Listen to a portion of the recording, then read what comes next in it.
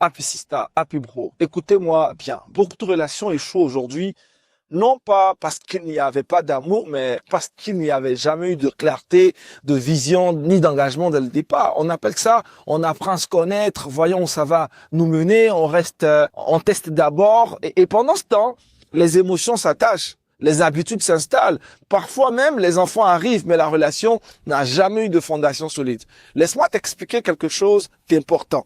Un, beaucoup entrent en relation sans savoir ce qu'ils cherchent. Certaines personnes veulent de l'attention, de la compagnie, de l'affection ou simplement ne pas être seules. Mais elles ne savent pas réellement ce qu'elles veulent construire. Et quand une relation commence dans le flou, elle finit souvent dans la confusion. Une relation saine commence par une intention claire. Une relation saine commence par une intention claire. Deux, personne n'est parfait. Quand tu observes quelqu'un sans engagement clair pendant des années, tu finiras forcément par voir ses défauts. Pourquoi? Parce que tous les êtres humains ont des limites. Le mariage n'est pas l'union de deux personnes parfaites, c'est l'engagement de deux personnes imparfaites qui choisissent de construire avec maturité, grâce et responsabilité.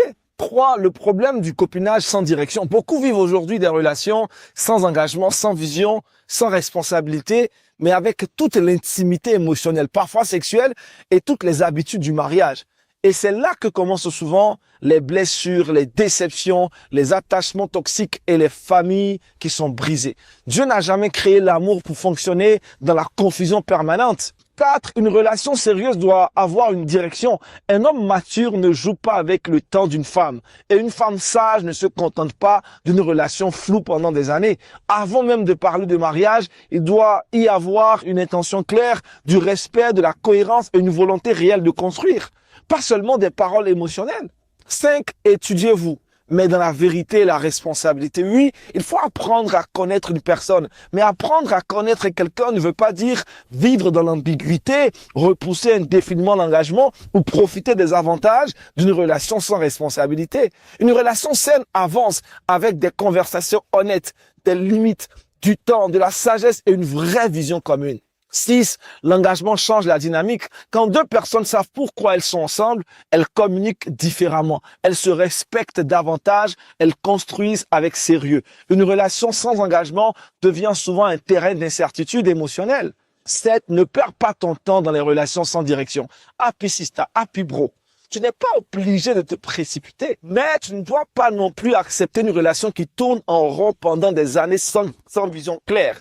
Pose les bonnes questions. Où allons-nous? Que voulons-nous construire? Sommes-nous alignés sur les valeurs essentielles? Partageons-nous la même foi? Parce qu'un cœur sans direction finit toujours par blesser, finit toujours également par être blessé.